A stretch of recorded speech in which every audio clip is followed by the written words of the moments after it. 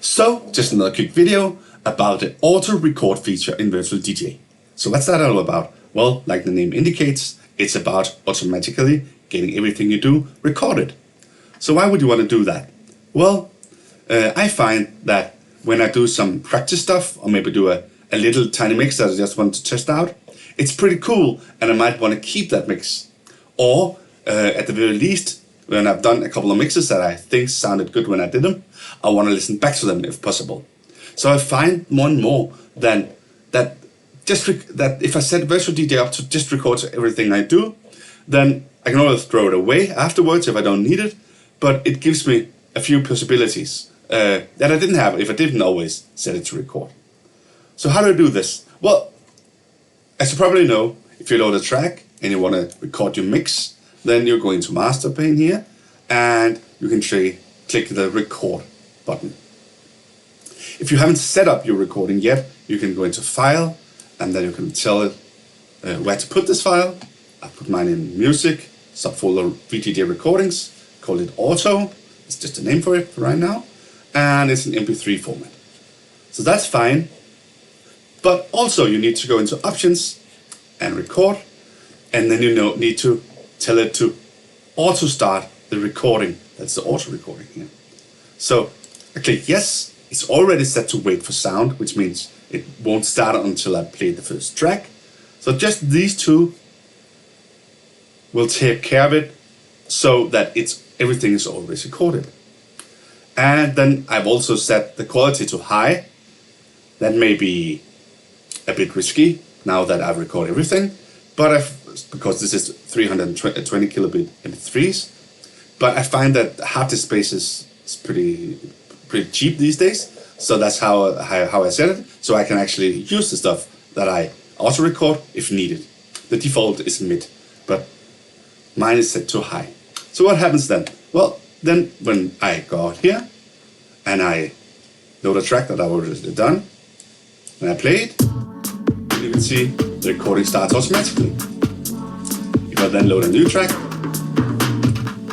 play that, maybe mix into it, it continues recording, of course, like you would expect. And then even if I pause it for a while because I want to try again, whatever, when you're practicing stuff like that, and then maybe mixing something else, then I'll just continue recording. So yes, if you have that kind of practice, there'll be holes and spaces in the recording, but that doesn't matter because you can still listen back to what you did. And of course, if you're doing a full mix, then it won't have any holes in it because, well, it's a full mix that you've done. So I think that's pretty cool. And how do you then stop this? Well, you could stop it, but you don't have to even think about all this stuff. I normally not even in this pane when I do it. I'm over here, seeing what's happening, right? So then when I'm done with my mix, I just shut down Virtual DJ, and then I have a file here called auto MP3. And if I click it, it's just an MP3 file like you would expect right now. So it starts playing my mix. So that's all good and fine. What happens then when I reopen Virtual DJ? Well then, because of the brilliance of the default value of the recording setting, then if I just start doing a new mix, yes, and then we maybe mix into something else,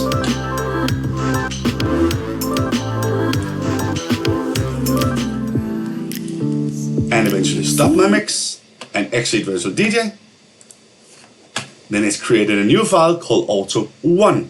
So that's how it creates new files every time you do this. So every time you open Virtual DJ, play something and close it again, you'll get a new MP3 file of that session. And of course, you can then put the date column here so you can see when this was actually done, right? So this is a great way, so you can, like, 2 days later say, oh, I want to listen to what I did 2 days ago. What did I do then? You can just go back and find it and play it. And you can, of course, also clean up the stuff that you don't want to keep. So that's basically the feature, and I find it's pretty cool because you just record everything you do. Great for practicing, great for going back to stuff if you forget that you wanted to actually keep some of the stuff that you're doing, but you forgot to record it. So is that it? Well, there's actually a little nifty extra feature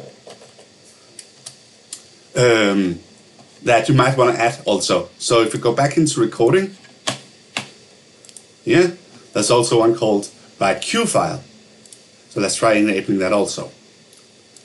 And again, I load a track, play it,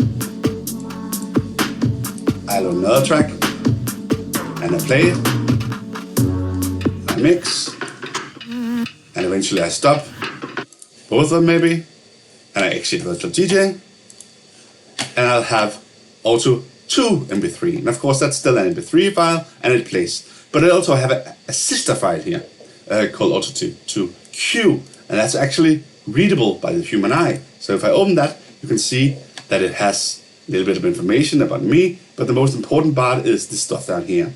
The first track that I mixed was this track by this artist, and it started at 0000 because it auto started when the first music was heard, right?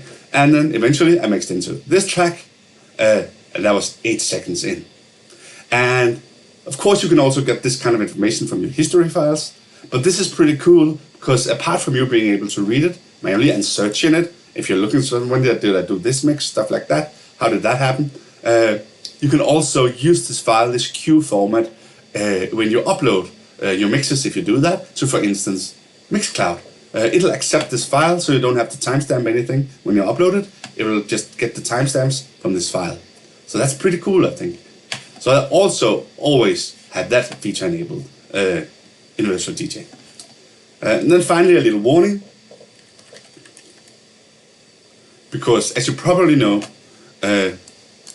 when you're recording it, as you can see over here, because we have also record enabled, then if you use some online music, you don't have the rights to record from an online source, because that would be like stealing it, right, or grabbing it, or keeping it forever, which is not the idea. So if I try to put a track up here, because it's recording, because it's always recording, with this setting, then it'll tell me the song you're trying to load is DRM protected, it cannot be recorded. I assure you want to load it and pause recording, and then you say OK, and then it stops the recording because you're loading the track. So that's just a little thing. You can't record online content, so that'll break it, if you will. So that's just a thing to remember. But other than that, I think this feature is pretty cool, and I'm using it more and more. I pretty much always